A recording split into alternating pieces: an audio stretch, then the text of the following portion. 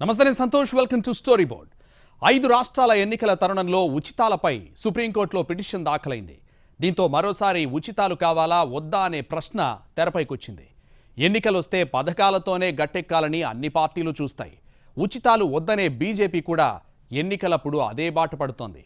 ఈ విషయం మొన్న కర్ణాటకలో, ఇప్పుడు మధ్యప్రదేశ్లో ప్రూవ్ అవుతోంది. ఎవరేమనుకున్నా భారత్ లాంటి దేశంలో సంక్షేమం తప్పదని సామాజికవేత్తలు అభిప్రాయపడుతున్నారు.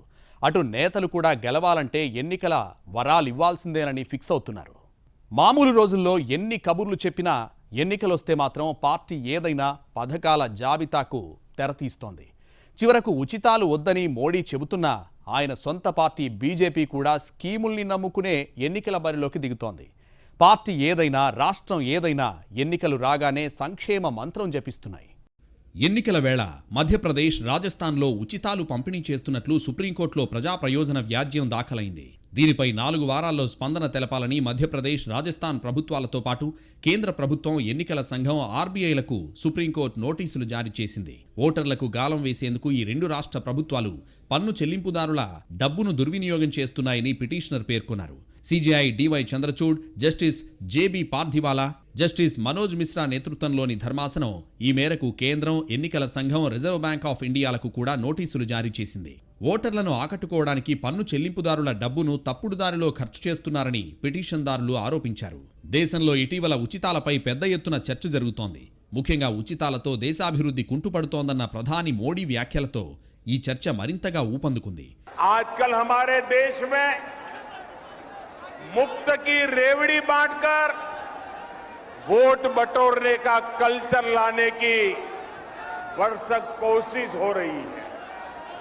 ये रेवड़ी कल्चर देश के विकास के लिए बहुत घातक है। ఉచితాలు అనుచితమని కొందరు, కాదు సముచితమని మరికొందరు వాదించారు.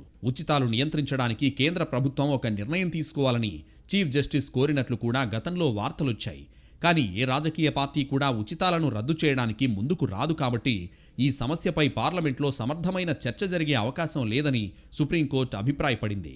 ఓటర్లకు తాయిలాలు ఇచ్చే సంప్రదాయాన్ని రద్దు చేయాలనే వాదనను సూత్రప్రాయంగా సమర్థిస్తున్నామని కేంద్ర ప్రభుత్వం చెప్పింది. ఉచితాల గురించి హామీలు ఇవ్వకుండా రాజకీయ పార్టీలను నిరోధించలేమన్న సుప్రీంకోర్టు, అయితే ఉచిత పథకం లేదా వరం అంటే ఏమిటో స్పష్టంగా నిర్వచించాల్సిన అవసరం ఉందని పేర్కొంది. సర్వజనులకు ఆరోగ్య సంరక్షణ, తాగునీటి సరఫరా వంటివి అందించడం ఉచిత వరం అవుతుందా లేదా అనే దానిపై లోతుగా చర్చ జరగాలని గతంలో సూచించింది. ఇప్పటి పిటిషన్పై సుప్రీం ఏం చెబుతుందనేది చూడాల్సి ఉంది. నిజానికి ఉచితాలు అనుచితమని వాదిస్తున్న బీజేపీ కూడా ఆ వాదనకు నిజాయితీగా కట్టుబడి ఉండట్లేదు. కర్ణాటకలో ఉచిత పాలు, ఉచిత సిలిండర్లు, ఉచిత ఆహార ధాన్యాల సంగతేమిటి? గత ఏడాది ఉత్తరప్రదేశ్ అసెంబ్లీ ఎన్నికల తొలిదశ పోలింగ్కు కేవలం 2 రోజుల ముందు లోక కళ్యాణ సంకల్ప పత్రం పేరుతో బీజేపీ ఎన్నికల వాగ్దాన పత్రాన్ని కేంద్ర మంత్రి అమిత్ షా విడుదల చేశారు. 5 సంవత్సరాల పాటు రైతులకు ఉచిత విద్యుత్, 6 పదులు దాటిన మహిళలకు ఉచిత ప్రయాణం, ప్రతిభ చూపిన విద్యార్థినులకు స్కూటీలు, విద్యార్థులందరికీ 2 కోట్ల స్మార్ట్ ఫోన్లు, టాబ్లెట్ల పంపిణీ, పీఎం ఉజ్వల పథకం కింద హోళీ, దీపావళి పండుగలకు 2 ఉచిత గ్యాస్ సిలిండర్లు, అన్నపూర్ణ క్యాంటీన్లు వాటిలో ఉన్నాయి. ఇదే ఉత్తరప్రదేశ్లో ముఖ్యమంత్రి కన్యా సుమంగళ యోజన పేరుతో ఉచితంగా నిధులు ఇచ్చేందుకు 2022-23 బడ్జెట్లో 1200 కోట్ల రూపాయలు కేటాయించారు. ప్రధానమంత్రి ఉజ్వల యోజన పథకం కింద 39 లక్షల మందికి 2 ఉచిత గ్యాస్ సిలిండర్లు ఇవ్వనున్నట్లు బీజేపీ అధికారంలో ఉన్న గుజరాత్ ప్రభుత్వం ప్రకటించింది. ఇప్పుడు ఎన్నికలు జరగనున్న మధ్యప్రదేశ్లో కూడా ఉచితాలతో గట్టెక్కాలని కాషాయ పార్టీ ఆలోచిస్తోంది. నిజానికి ఉచితాలు కొత్తగా వచ్చినవి కాదు. స్వాతంత్రం వచ్చినప్పటి నుంచి పలు రాష్ట్రాల్లో పథకాలు అమల్లో ఉన్నాయి. తొలుత తమిళనాడు స్కూల్ పిల్లలకు మధ్యాహ్న భోజన పథకాన్ని అమలు చేసినప్పుడు సెటైర్లు పడ్డాయి. కానీ ఇప్పుడు దేశమంతటా అమలు చేస్తున్నారు. ఎన్టీఆర్ కిలో 2 రూపాయల బియ్యం పథకాన్ని ఎద్దేవా చేసిన వారున్నారు. ఆహార భద్రతా పథకం కింద ఇప్పుడు దేశమంతటా అమలు చేస్తున్నారు. ఒడిషా, తెలంగాణలో ముందుగా రైతు బంధును ప్రకటిస్తే తరువాత నరేంద్ర మోడీ కిసాన్ సమ్మాన్ పేరుతో దేశమంతటా అమలు చేస్తున్నారు. స్వాతంత్రం వచ్చిన రోజుల్లో భూమి లేని వాళ్ళకు భూమి ఇస్తామని చెప్పి, లేకపోతే వెనుకబడిన తరగతులకి, అణగారిన కులాల వారికి రిజర్వేషన్స్ ఇస్తామనో, లేకపోతే చదువు ఉచితంగా పెడతామనో, లేకపోతే డ్యాములు కడతామనో, ఇలాంటివి స్కీమ్స్ చెప్పేవాళ్ళు తమ పార్టీ అధికారంలోకి వస్తే చేసేటి. కానీ ఇప్పుడు అది పోయి నేషనల్ పాలిటిక్స్ కూడా, అంటే బీజేపీ కానీ కాంగ్రెస్ కానీ లోకల్ పార్టీస్ అంటే రీజనల్ పార్టీస్తో సమానంగా ఉచితాలు ఎలా ఇస్తాము అనే కాడికి వచ్చారు. మన దేశంలో సంక్షేమ పథకాలు సాధించిన విజయాలు చాలా ఉన్నాయి. పేదలకు రేషన్ పథకం ఆకలి చావుల్ని దాదాపుగా అరికట్టింది. ఇప్పుడు 2 తెలుగు రాష్ట్రాల్లో ఆకలితో చనిపోయే పరిస్థితి ఎవ్వరికీ లేదు. మధ్యాహ్న భోజన పథకం స్కూల్ డ్రాపౌట్ సమస్యకు చెక్ పెట్టింది. గణనీయ సంఖ్యలో పిల్లలు బడిబాట పట్టారు. రైతులకు అందుతున్న ఆర్థిక సాయం, సబ్సిడీలు ఆహార ధాన్యాల సమస్యను తీర్చేసింది. ఇలా ఎన్నో పథకాలు అంచనాలకు మించిన విజయాలు సాధించాయి. వీటి ఫలితాల్ని పరిశీలిస్తే ఉచితాలు అనుచితం కాదు, సముచితమే అని తీర్మానించాల్సిందే. ఇలాంటి సున్నితమైన అంశంపై పేదల మనోభావాలు దెబ్బతినేలా వాదనలు చేయడం కూడా క్షమించరాని నేరమవుతుంది. ఒక దేశ ఆర్థికాభివృద్ధి ఎంత ముఖ్యమో సామాజిక పురోగతి కూడా అంతే ప్రధానం. సామాజిక అభివృద్ధి జరగాలంటే అన్ని వర్గాలు ముందడుగు వేయాలి. అట్టడుగు వర్గాలకు చేయూత ఇవ్వడం తప్పనిసరి. అప్పుడే వారి జీవన ప్రమాణాలు మెరుగై దేశాభివృద్ధిలో భాగం పంచుకోవడం కుదురుతుంది. ఈ విషయాన్ని అర్థం చేసుకోకుండా సంక్షేమం వద్దనడం అవగాహన రాహిత్యమే అవుతుంది. కేంద్ర రాష్ట్ర ప్రభుత్వాలు సమన్వయంతో పథకాలు అమలు చేసి మెరుగైన ఫలితాలు సాధించాలి. స్కీముల్ని మరింత సమర్థవంతంగా అమలు చేయాలే కానీ అసలు పథకాలే వద్దనడం కరెక్ట్ కాదు. అసలు మన రాజ్యాంగంలోనే సంక్షేమ రాజ్యం అనే భావన ఉంది. అలాంటప్పుడు ఉచితాలు వద్దనడం రాజ్యాంగ ఉల్లంఘన కూడా అవుతుంది. ఈ విషయంలో కొంతమంది వ్యక్తం చేసే వ్యక్తిగత అభిప్రాయాలను బట్టి కాకుండా జాతి విశాల ప్రయోజనాలను దృష్టిలో పెట్టుకోవాలి. దశాబ్దాలుగా సంక్షేమ పథకాల వల్ల కలిగిన లబ్ధిని బేరీజు వేయాలి. చాలా దేశాలతో పోలిస్తే మన దగ్గర ఉచితాలు బాగా వర్కౌట్ అయ్యాయి. కోట్లాది మంది పేదలు పేదరికం నుంచి బయటకొచ్చి ఊహించని విధంగా దేశాభివృద్ధిలో భాగస్వాములయ్యారు. సంక్షేమ రాజ్యాన్ని ఉచితాల సంస్కృతిగా పేర్కొనడమంటే వివిధ రాయితీల కోసం ప్రజలు చేసిన పోరాటాలను అవమానించడమే. ఉచిత విద్యుత్ పైకి ఉచితంగా కనిపించినా పేద రైతులు పంట కాపాడుకోవడానికి వరంలా పరిణమిస్తుందనేది కాదనలేని సత్యం. ప్రజా పంపిణీ వ్యవస్థ ద్వారా అందే నిత్యావసర సరుకులు పేదరికాన్ని గణనీయంగా తగ్గిస్తున్నాయి. కోవిడ్ కాలంలో 80 కోట్ల మంది రేషన్ కార్డుదారులకు ప్రధానమంత్రి గరీబ్ కళ్యాణ్ పథకం కింద ఉచిత ఆహార ధాన్యాలను ఇచ్చామని, అది ప్రపంచంలోనే అతిపెద్ద ఆహార భద్రతా పథకమని కేంద్రమే సగర్వంగా ప్రకటించుకుంది. ఈ పథకం కోవిడ్ కాలంలో ఆకలి చావులను నివారించింది. మధ్యాహ్న భోజన పథకం పాఠశాలలకు విద్యార్థుల హాజరును పెంచి పోషకాహార లోపాన్ని అరికట్టింది. ఇది ఉచిత పథకమే. అమలులో లోపాలు ఉన్నా అత్యధికులకు లబ్ధి కలిగించిన పథకాలవి.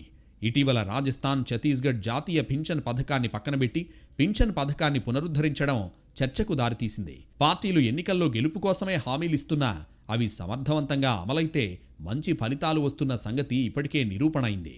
అలాంటప్పుడు ఉచితాల్ని వ్యతిరేకించడం ఎందుకనేది $1 మిలియన్ ప్రశ్న. తెలంగాణలో ఎన్నికల సైరన్ మోగడంతో పార్టీలన్నీ సంక్షేమ పథకాల రచనలో నిమగ్నమయ్యాయి. ఇప్పటికే అమలు చేస్తున్న వాటికి తోడు కొత్త పథకాలు తెస్తామని బీఆర్ఎస్ చెబుతోంది. 6 గ్యారంటీలతో కాంగ్రెస్ హడావిడి చేస్తోంది. బీజేపీ మేనిఫెస్టోలో కూడా ఉచితాలు ప్రకటించే అవకాశం కనిపిస్తోంది. తెలంగాణలో 2 సార్లు అధికారం చేపట్టిన కేసీఆర్ సంక్షేమ పథకాల ఆచరణలో దేశం మొత్తాన్ని ఆకర్షించారు. తెలంగాణలో అమలు చేస్తున్న పథకాలు ఇతర రాష్ట్రాలకు ఆదర్శంగా నిలుస్తున్నాయనేది బీఆర్ఎస్ వర్గాల మాట. రైతు బంధు, దళిత బంధు, మిషన్ కాకతీయ, మిషన్ భగీరథ, రైతు బీమా, కళ్యాణ లక్ష్మి వంటి కీలక సంక్షేమ పథకాలు అమలు చేస్తున్నామంటోంది ఆ పార్టీ. వ్యవసాయం కోసం పెట్టుబడి సాయాన్ని రైతులకు అందించేందుకు తెలంగాణ ప్రభుత్వం ప్రవేశపెట్టిన పథకమే రైతు బంధు. రైతు బంధు పథకం కింద ప్రభుత్వం ఎకరానికి 5,000 రూపాయల చొప్పున సాగుకు పెట్టుబడి సాయం చేస్తుంది.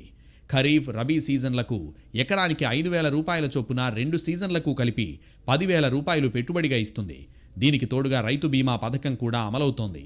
తెలంగాణ దళిత బంధు పథకం దళితుల సాధికారత కోసం రాష్ట్ర ప్రభుత్వం రూపొందించిన పథకం. అర్హులైన దళితులకు ఈ పథకంలో భాగంగా కుటుంబానికి 10 లక్షల రూపాయల చొప్పున ఆర్థిక సహాయం అందిస్తారు. దీంతో పాటు బీసీ బంధు, మైనారిటీ బంధు కూడా మొదలయ్యాయి. ఇటీవలే ప్రభుత్వ పాఠశాలల్లో సీఎం బ్రేక్ఫాస్ట్ స్కీమ్ మొదలైంది. త్వరలో రిలీజ్ అయ్యే బీఆర్ఎస్ మేనిఫెస్టోలో మరిన్ని బ్రహ్మాస్త్రాలు ఉంటాయని నేతలు చెబుతున్నారు. పెన్షన్ల పెంపు, రైతు బంధు సాయం పెంపుతో పాటు ఉచిత ఎరువుల వంటి హామీలు, ఇంకా ఊహించని వరాలు ఉంటాయనే అంచనాలున్నాయి. మనం కూడా పెన్షన్ పెంచాలి, మనం కూడా రైతు బంధు పెంచాలి. కేసీఆర్ గారు అన్ని ఆలోచన చేస్తున్నాడు. లెక్కాపత్రం అంతా కూడా తీస్తా ఉన్నాడు. రేపో మాపో కేసీఆర్ గారు స్వయంగా బయటకు వచ్చి ఆ ప్రకటన కూడా చేస్తారు. బీఆర్ఎస్ సర్కార్ వచ్చిన మొదట్లో కళ్యాణ లక్ష్మి పథకం కింద కేవలం 51,000 ఇచ్చారు. ఆ తర్వాత 1,16,000కు పెంచారు. అలాగే పింఛన్లు కూడా 1,000 నుంచి 2,000కు పెంచారు. ఇప్పుడు పింఛన్లు మరింతగా పెంచారు. వచ్చే ఎన్నికల్లో అధికారమే లక్ష్యంగా కాంగ్రెస్ పార్టీ 6 గ్యారంటీలను ప్రతిష్టాత్మకంగా తీసుకుంది. తమ పార్టీ అధికారంలోకి వచ్చిన నెల రోజుల్లోపే ఇచ్చిన హామీలన్నీ అమలు చేస్తామని చెబుతున్నారు హస్తం నేతలు. కర్ణాటక గెలుపులో గ్యారంటీలు కీలక పాత్ర పోషించాయని గ్రహించిన కాంగ్రెస్ తెలంగాణలోనూ అదే అస్త్రం ప్రయోగించింది. కాంగ్రెస్ ప్రకటించిన గ్యారంటీల్లో మొదటిది మహాలక్ష్మి స్కీమ్. ఇందులో మహిళలకు ప్రతి నెల 2,000 రూపాయలు సాయం చేస్తారు. ఆర్టీసీ బస్సుల్లో ఉచిత ప్రయాణం ఉంటుంది. 500 రూపాయలకే వంట గ్యాస్ సిలిండర్ ఇస్తామంటున్నారు. ఇక రెండో గ్యారంటీ రైతు భరోసా. రైతులు, కౌలు రైతులకు ఏటా 15,000 రూపాయల పంట పెట్టుబడి సాయం. వ్యవసాయ కూలీలకు సంవత్సరానికి 12,000 రూపాయల సాయం. వరి పంటకు ప్రతి క్వింటాల్కు 500 రూపాయలు బోనస్ ఈ గ్యారంటీలో భాగంగా ఉన్నాయి. ప్రస్తుతం భూమి ఉన్న రైతులకే రైతు బంధు వర్తిస్తున్న తరుణంలో తమ గ్యారంటీ ప్రజల్ని ఆకట్టుకుంటుందని కాంగ్రెస్ నమ్ముతోంది. కాంగ్రెస్ మూడో గ్యారంటీ గృహజ్యోతి. దీనిలో ప్రతి కుటుంబానికి 200 యూనిట్ల వరకు ఉచిత కరెంట్ ఇస్తారు. నాలుగో గ్యారంటీ ఇందిరమ్మ ఇండ్లు. ఇల్లు లేని వారికి ఇంటి స్థలంలో నిర్మాణానికి 5 లక్షల రూపాయల సాయం. ఉద్యమకారుల కుటుంబాలకు 250 చదరపు గజాల స్థలం కేటాయింపు చేస్తామని హామీ ఇచ్చారు. ఐదో గ్యారంటీ యువ వికాసం. విద్యార్థులకు 5 లక్షల రూపాయల విద్యా భరోసా కార్డుతో పాటు ప్రతి మండలంలో తెలంగాణ ఇంటర్నేషనల్ స్కూల్స్ ఏర్పాటు చేస్తామన్నారు. ఆరో గ్యారంటీ చేయూత.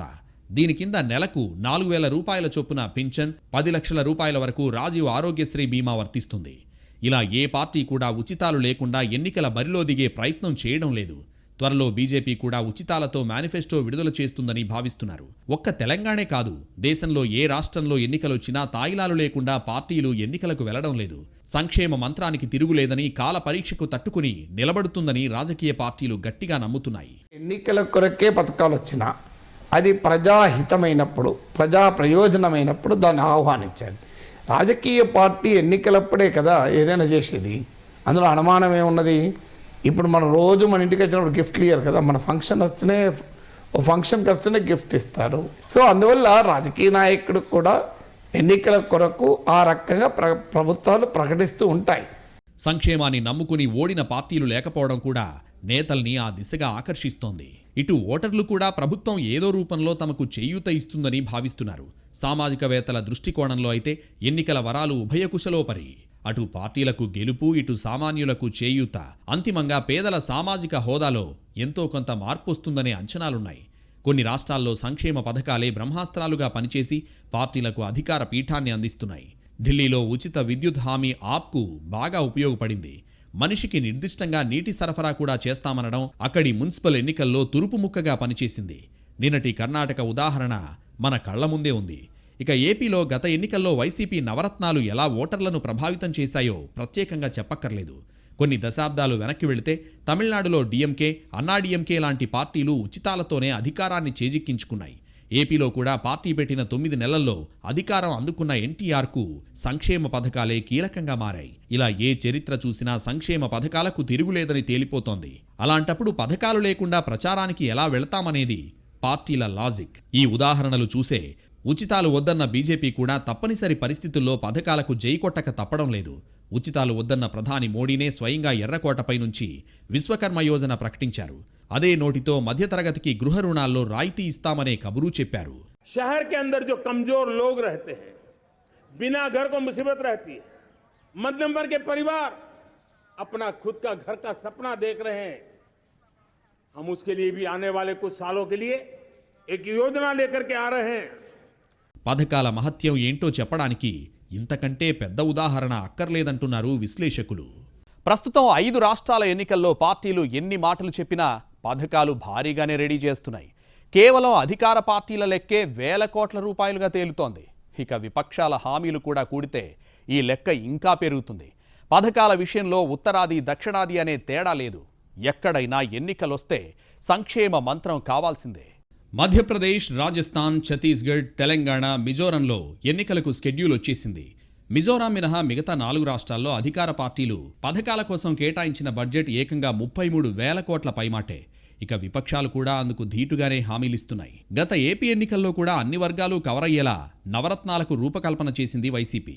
ఈ స్కీమ్లే తమను గెలిపించాయని బలంగా నమ్మి కరోనా వచ్చినా పథకాలు ఆపకుండా కొనసాగించింది. స్కీమ్ల కారణంగా రాష్ట్రంలో పేదలు సగానికి తగ్గారని కూడా ప్రభుత్వం చెబుతోంది. నీతి ఆయోగ్ నివేదిక కూడా సర్కార్ వాదనను బలపరుస్తోంది. పేద విద్యార్థుల తల్లులకు లేదా సంరక్షకులకు ఆర్థిక సాయం చేసేందుకు జగనన్న అమ్మఒడి పథకం ప్రవేశపెట్టారు. ప్రభుత్వ, ప్రైవేట్ పాఠశాలలు, గురుకులాలు, జూనియర్ కళాశాలల్లో 1వ తరగతి నుంచి 12వ తరగతి వరకు చదువుతున్న విద్యార్థుల తల్లులకు లేదా సంరక్షకులకు ఏడాదికి 15,000 రూపాయల చొప్పున అందిస్తారు. స్వచ్ఛంద సంస్థల ద్వారా చదువుకుంటున్న అనాథ పిల్లలు, వీధి బాలలు కూడా ఈ పథకం పరిధిలోకొస్తారు. పేద మధ్యతరగతి కుటుంబాలకు ఆరోగ్య బీమా కల్పించేందుకు వైఎస్ఆర్ ఆరోగ్యశ్రీ పథకం తెచ్చారు. ఈ పథకం కింద ఒక్కో కుటుంబం ఏడాదికి 5 లక్షల రూపాయల వరకు పూర్తిగా ఉచిత వైద్యం పొందొచ్చు. 60 ఏళ్లు దాటిన వృద్ధులు, వితంతువులు, చేనేత కార్మికులు, గీత కార్మికులు, మత్స్యకారులు, చర్మకారులు, ఒంటరి మహిళలు, ట్రాన్స్జెండర్లు, డప్పు కళాకారులు, HIV, ఎయిడ్స్ బాధితులు, కుష్టు వ్యాధిగ్రస్తులు, దీర్ఘకాలిక ఆరోగ్య సమస్యలున్న వారికి నెలవారీ పెన్షన్లు అందించేందుకు వైఎస్ఆర్ పెన్షన్ పథకం ఉంది. కేటగిరీని బట్టి 2,750 రూపాయల నుంచి 10,000 రూపాయల వరకు పెన్షన్ ఇస్తున్నారు. దాదాపు 72 లక్షల మంది పెన్షన్ లబ్ధిదారులున్నారని అంచనా. కాపు, బలిజ, తెలగ, ఒంటరి కులాలకు చెందిన కుటుంబాల ఆర్థిక స్వావలంబన కోసం వైఎస్ఆర్ కాపు నేస్తం పథకం తెచ్చారు. ఈ పథకం కింద ఒక్కో కుటుంబానికి ఏడాదికి 15,000 రూపాయల చొప్పున 5 ఏళ్ల పాటు 75,000 రూపాయల సాయం అందిస్తారు. ఇళ్ల స్థలాలు లేని పేద కుటుంబాలకు ఉచితంగా ఇంటి స్థలం, పక్కా ఇళ్లు నిర్మించి ఇచ్చేందుకు ఇళ్ల స్థలాల పథకం తెచ్చారు. ఈ పథకం కింద అర్హులైన వారికి 1.5 సెంట్ల భూమిని కేటాయిస్తారు. సొంత షాపున్న రజకులు, నాయి బ్రాహ్మణులు, టైలర్లకు ఆర్థిక చేయూతనిచ్చేందుకు జగనన్న చేదోడు పథకం ఉంది. లబ్ధిదారులకు ఏడాదికి 10,000 రూపాయల చొప్పున ఆర్థిక సాయం అందిస్తారు. చేనేత మగ్గాల మీద ఆధారపడి జీవిస్తున్న కుటుంబాలకు ఆర్థిక చేయూతను అందించేందుకు వైఎస్ఆర్ నేతన్న నేస్తం పథకం ప్రవేశపెట్టారు. సొంత మగ్గం ఉన్న ప్రతి కుటుంబానికి 24,000 రూపాయల సాయం అందజేస్తారు. కుటుంబంలో ఎన్ని చేనేత మగ్గాలున్నా ఒక్క మగ్గానికి వర్తించే సాయమే ఇస్తారు. ఉన్నత విద్య చదువుతున్న విద్యార్థులకు చేయూతనిచ్చేందుకు జగనన్న విద్యా దీవెన, జగనన్న వసతి దీవెన పథకాలు ఉన్నాయి. అర్హులైన విద్యార్థులకు అన్ని కోర్సులకు విద్యా దీవెన కింద ఫీజు రియంబర్స్మెంట్ చేస్తారు. పెట్టుబడి సాయం అందించడం ద్వారా రైతుల ఆర్థిక ఇబ్బందులను తగ్గించేందుకు వైఎస్ఆర్ రైతు భరోసా పథకం ప్రవేశపెట్టారు. భూమి ఎంత ఉందన్న దాంతో సంబంధం లేకుండా అర్హులైన రైతులకు పీఎం కిసాన్ కింద వచ్చే 6,000 రూపాయలతో కలిపి 3 వాయిదాల్లో ఏడాదికి 13,500 రూపాయల చొప్పున పెట్టుబడి సాయం అందిస్తారు. భూమి లేని ఎస్సీ, ఎస్టీ, బీసీ, మైనారిటీ వర్గాలకు చెందిన కౌలు రైతులకు కూడా ఈ పథకం వర్తిస్తుంది. ఎస్సీ, ఎస్టీ, బీసీ, మైనారిటీ వర్గాలకు చెందిన కుటుంబాలకు ఆర్థిక స్వావలంబన కోసం వైఎస్ఆర్ చేయూత పథకం తెచ్చారు. ఈ పథకం కింద ఒక్కో కుటుంబంలో ఓ మహిళకు ఏడాదికి 18,750 రూపాయల చొప్పున 4 ఏళ్లలో 75,000 రూపాయల సాయం అందిస్తారు. స్వయం ఉపాధి కోసం కొత్తగా ఆటో, టాక్సీ వంటివి కొనుక్కున్న వారికి ఆర్థిక సాయం అందించేందుకు వైఎస్ఆర్ వాహనమిత్ర స్కీమ్ ఉంది. లబ్ధిదారులకు 10,000 రూపాయల చొప్పున సాయం చేస్తారు. వీటితో పాటు డ్వాక్రా రుణాలకు సంబంధించి వైఎస్ఆర్ ఆసరా, రైతులకు వడ్డీ లేని రుణాలు, విదేశీ విద్య పథకం, వైఎస్ఆర్ మత్స్యకార నేస్తం, వైఎస్ఆర్ లా నేస్తం, విద్యా కానుక, వైఎస్ఆర్ పెళ్లి కానుక, వైఎస్ఆర్ కంటి వెలుగు తదితర పథకాలను కూడా ఏపీ ప్రభుత్వం తెచ్చింది. టీడీపీ కూడా వైసీపీకి ధీటుగా ఎన్నికలకు ఏడాది ముందుగానే మేనిఫెస్టో ప్రకటించింది. మహాశక్తి పేరుతో హామీల జాబితాను మొదలుపెట్టింది. ఎన్నికల్లో గెలుపు కోసం పార్టీలు ఉచితాలు తెర మీదకు తెస్తున్న మాట నిజమనుకున్నా వాటిని ఖచ్చితంగా అమలు చేసిన చోట మంచి ఫలితాలు వస్తున్న మాట నిజం. సమాజంలో వివిధ వర్గాల మధ్య అంతరాలు తగ్గించడంలో ఉచితాలు కీలక పాత్ర పోషిస్తున్నాయి. ఇది ఇవాల్టి స్టోరీ బోర్డ్. మరో అంశంతో మళ్ళీ కలుద్దాం. నమస్తే.